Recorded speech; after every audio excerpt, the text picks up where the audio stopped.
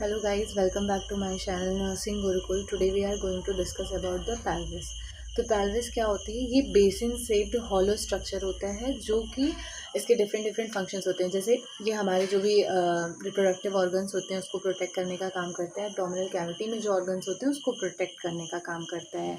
और ये मेनली हमारी बॉडी में दो गर्डल्स होते हैं, ठीक है, शोल्डर गर्डल और पैल्विक गर्डल। तो ये पैल्विक गर्डल में आता है हमारा, और इसको पढ़ना इसलिए भी ज़रूरी है क्योंकि ड्यूरिंग द लेबर ये बहुत ही इंपॉर्टेंट रोल प्ले करती है। तो चलिए स्टार्ट करते हैं। It is made up of 4 bones. कौन कौन सी बोन्स से मिलकर बना हुआ है? 2 innominate bones,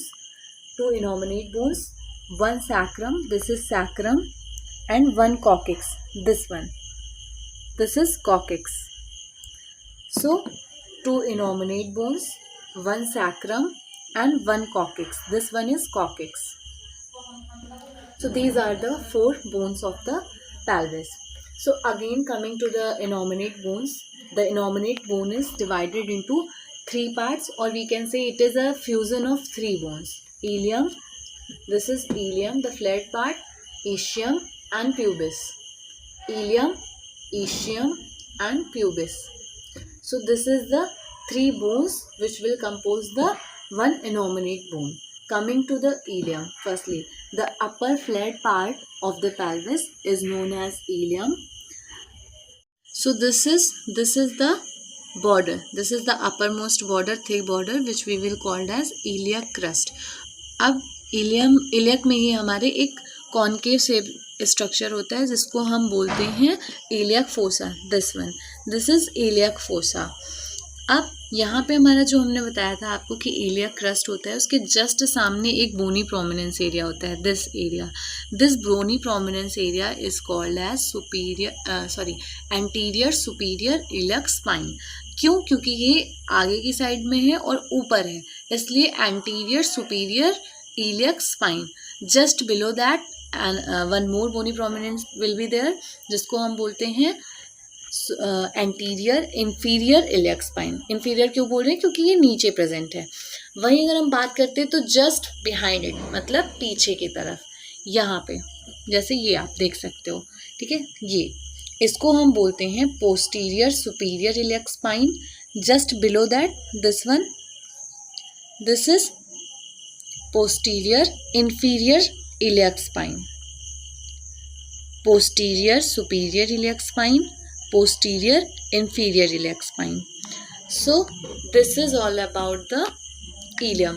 Now coming to the ischium, this part. So here one bony prominent area will be present. This is the largest bony prominence of the body and this is called ischial tuberosity. इसको हम ischial tuberosity बोलते हैं. और जब भी हम बैठते हैं तो हमारी जो बॉडी होती है वो इस पे रेस्ट करती है, ठीक है. इसको हम फील कर सकते हैं इजीली जब जो वुमेन होती है वो सिटिंग पोजीशन में हो या फिर सुपाइन पोजीशन में हो, तो हम एक फिस्ट बना के उसके बाद हम उसको इजीली फील कर सकते हैं.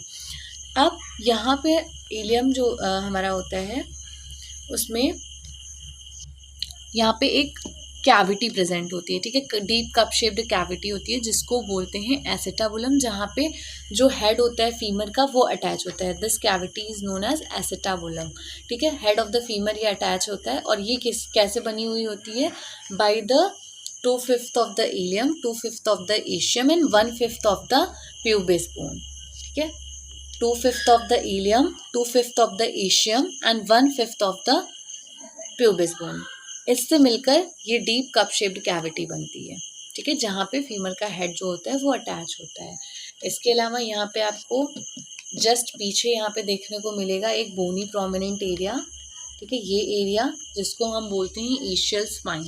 This is ischial spine. Otherwise we can call it as station of the fetal head. इसको station of the fetal head भी बोलते हैं, जहाँ पे जो बेबी होता है वो हेड जो होता है बेबी का वो आके उसके बाद फ्लेक्शन होता है यहाँ से, ठीक है.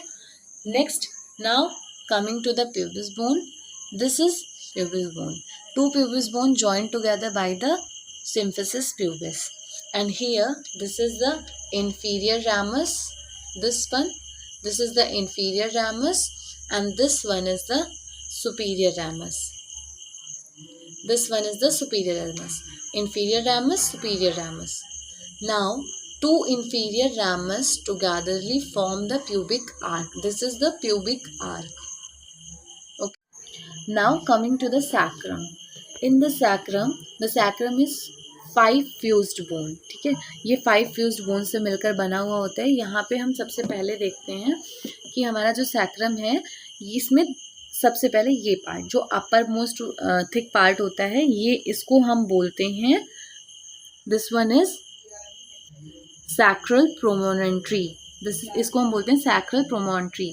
ठीक है, और इसमें 2 आला प्रेजेंट होते हैं. दिस इज द आला ऑफ द सैक्रम, या फिर इसको हम सैक्रल आला भी बोलते हैं, जिसके थ्रू ये जॉइन होता है इलियक बोन से, और इसको हम विंग्स भी बोलते हैं. ठीक है, दिस इज, और इसके बाद यहाँ पे 4 सेट्स ऑफ होल्स प्रेजेंट होते हैं.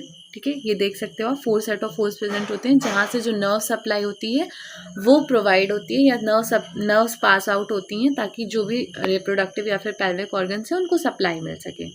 Now coming to the coccyx, this is the vestigial bone. This is the vestigial bone and it is made by the 4 fused bone. इसका वर्क क्या होता है, ड्यूरिंग द लेबर प्रोसेस, जब जो baby होता है वो डिलीवर होने वाला होता है, तो उस टाइम पे बेबी को ये कैविटी प्रोवाइड करने के लिए, या एक तरीके से उसको स्पेस प्रोवाइड करने के लिए बैक साइड मूव होती है. ये इसका लेबर में फंक्शन होता है. So this is all about the pelvis.